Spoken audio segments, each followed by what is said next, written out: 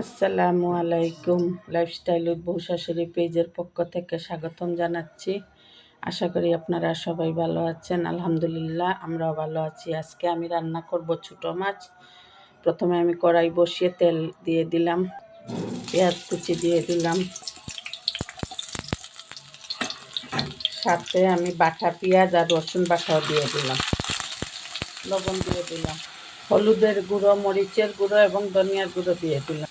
একটু পানি দিয়েছি, খুব ভালো করে কষিয়ে নিব। কষার পর আমি টমেটো কুচি দিয়ে দিব, সাথে কাঁচামরিচও দিয়ে দিলাম। এগুলো সামুদ্রিক মলা মাছ, এগুলা দিয়ে টমেটো দিয়ে রান্না করলে খুবই ভালো লাগে খেতে। আমি একটু ঝোলের জন্য পানি দিয়ে দিব।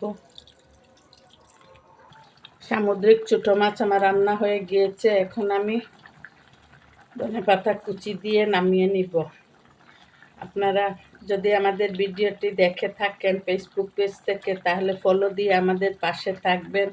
আর যদি ইউটিউব চ্যানেল থেকে দেখে থাকেন তাহলে প্লিজ সাবস্ক্রাইব করে নেবেন। আপনারা পাশে থাকলে আমরা উৎসাহ পাবো, আপনারা উৎসাহ দিলে আমরা এগিয়ে যেতে পারবো।